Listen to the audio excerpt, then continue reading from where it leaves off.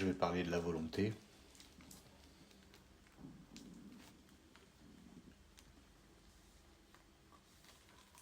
Ce que je croyais être la volonté.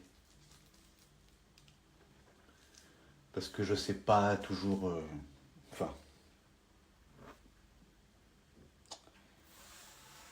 aujourd'hui, je sais bien plus ce que c'est qu'avant la volonté. Mais justement,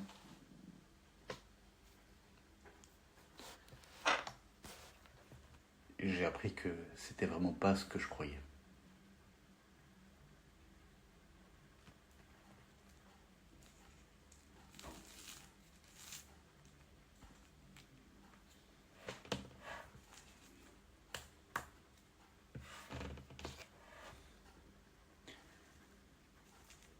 De quoi on parle quand on parle de volonté?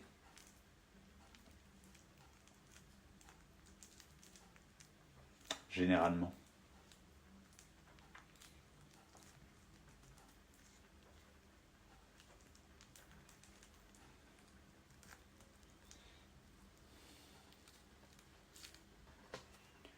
On parle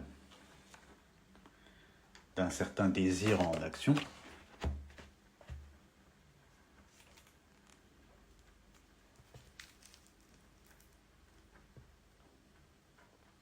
On parle d'une volonté d'agir.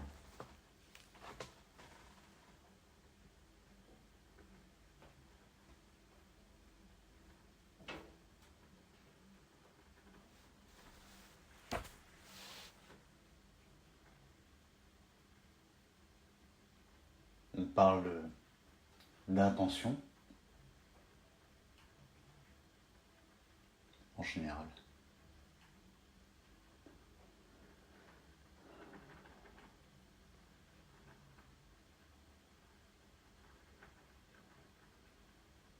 Et dans toute cette volonté, qu'est-ce qui fait la volonté de notre volonté?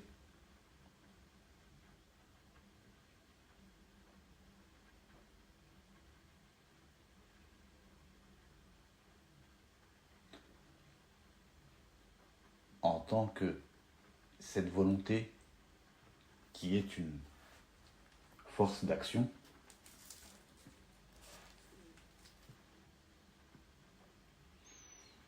qu'est-ce qui en fait l'appétence, l'acceptation, le désir, l'envie de manifester cette action, cette force d'action?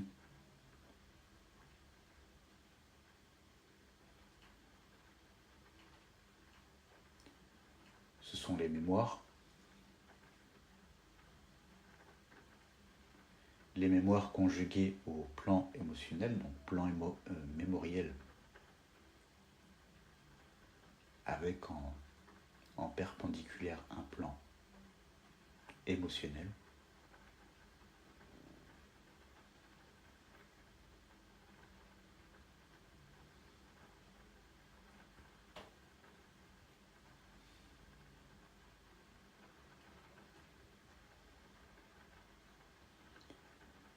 Et les configurations d'environnement, autant l'environnement interne biologique qu'externe immobilier, environnemental, globalement, en tant que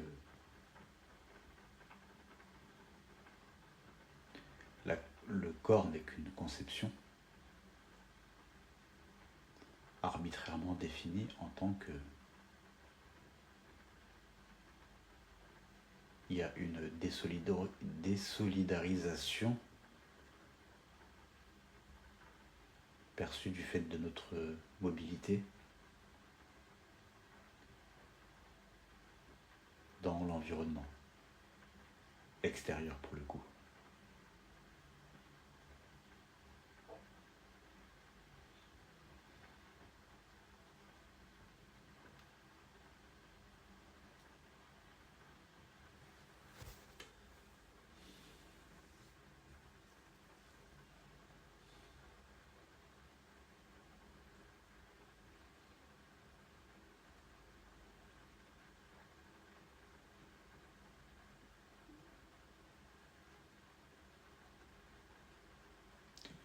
Et cette force d'action,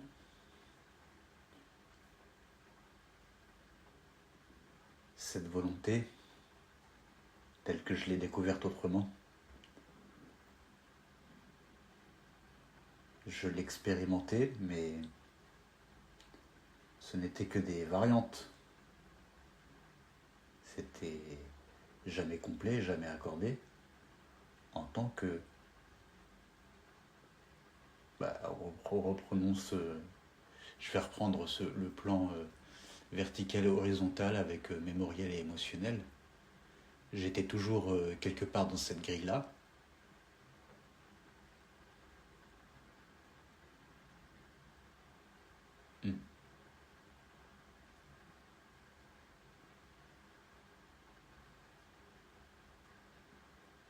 Mais jamais au milieu, totalement.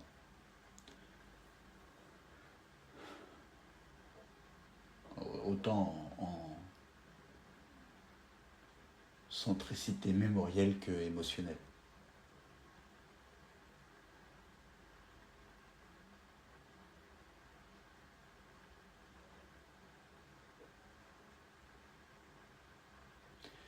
Et j'avais comme moteur de volonté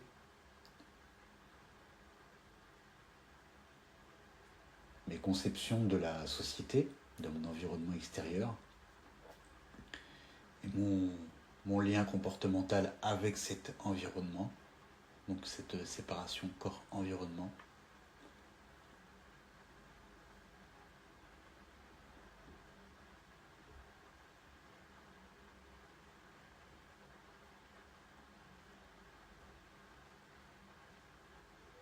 Et autant je me donnais selon les attentes, selon ce que je pensais qu'on attendait de moi,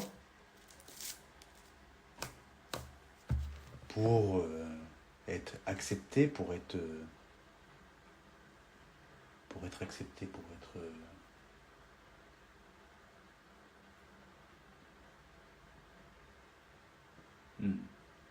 J'ai pas le mot là.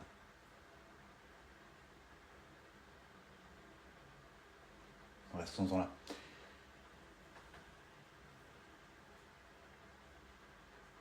J'ai été très efficace aussi, sous pression, sous le stress, dans l'urgence, pas dans la hâte, mais dans l'urgence, quand on est toujours un peu proche de la deadline. J'aime pas ce terme. Mais justement, quand on est proche du terme.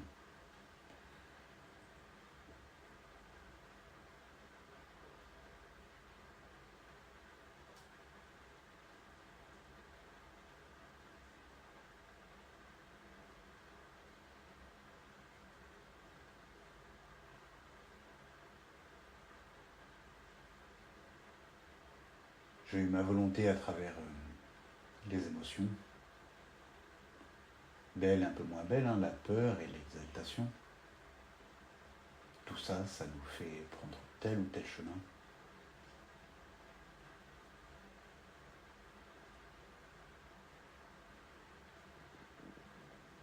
Selon les mémoires, en tant que je me perçois moi, en tant qu'une...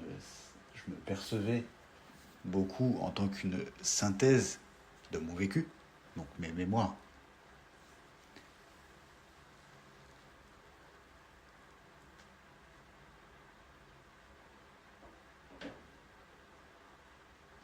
Ouais.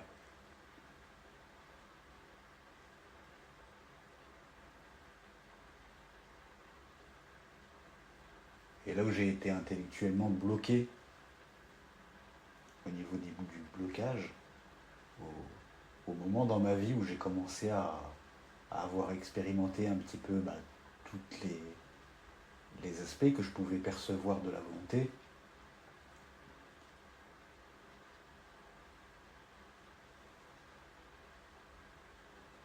j'ai commencé à bien pouvoir analyser les choses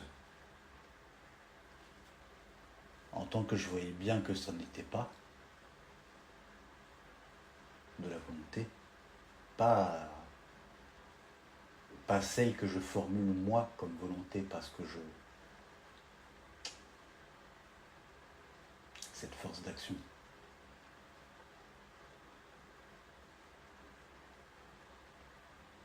force de vie, quelque part aussi.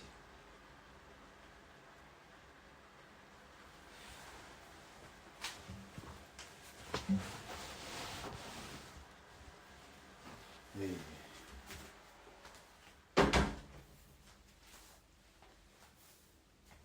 j'en étais arrivé à ce paradoxe où je n'avais pas vraiment déterminé qu'est-ce que c'était que la volonté, le désir, toutes ces choses que je viens d'énumérer. Je voyais bien que, même en étant plein de sincérité envers moi-même, en moi-même, il suffisait d'une nuit de sommeil pour que la volonté s'envole ou se transmute, parce que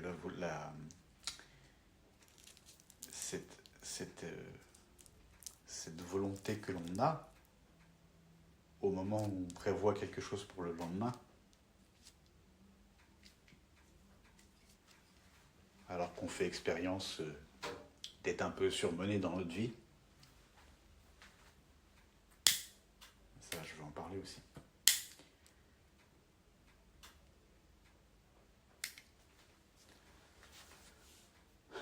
Donc qu'est-ce que je disais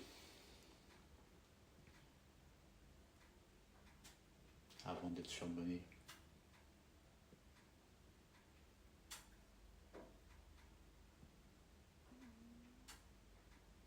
Donc je ne comprenais pas comment cette volonté sincère que je pouvais avoir la veille, comment elle pouvait se transformer comme ça, le lendemain, dans mon sommeil. Ou même en procrastinant, tout simplement aussi. On pense à faire quelque chose le matin et puis on repousse, puis finalement le soir on n'a plus le temps. Donc la volonté n'est pas accomplie, quoi.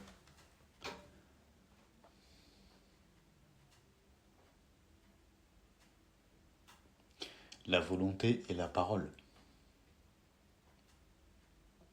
c'est lié. Accomplir sa parole, c'est dans un certain ordre, subtil, d'un même ordre que accomplir la volonté.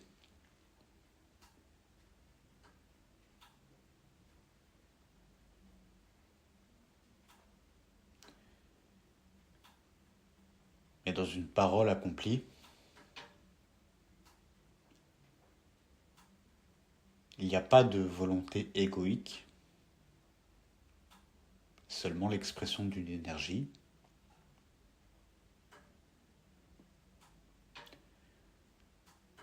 dont la direction est soutenue quelque peu par le système mémoriel.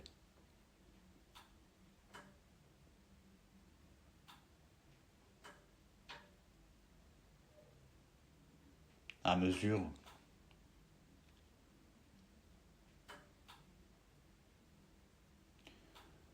où le désir est présent dans cette fameuse volonté.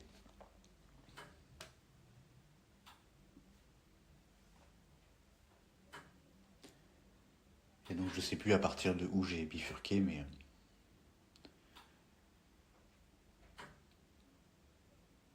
donc j'ai réalisé que cette volonté que je n'avais plus le lendemain, ou que je n'avais plus en fin de journée, ou qui ne se manifeste pas, qui ne se réalise pas comme une parole peut se réaliser. Une parole sonore. Elle sonne or.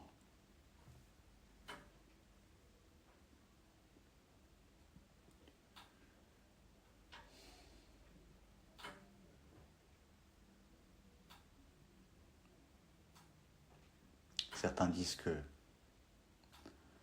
la parole est d'argent tandis que le silence est d'or. C'est vrai. Jusqu'à un certain point, et pour autant que ça nous apprenne des choses.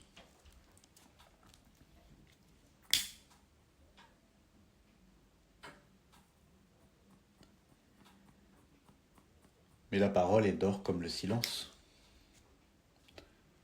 À mesure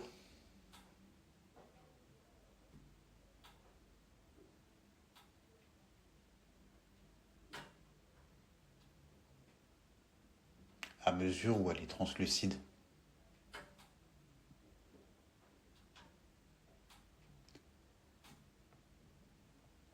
C'est-à-dire pas altérée sur son passage jusqu'aux cordes vocales, jusqu'à la prononciation, jusqu'à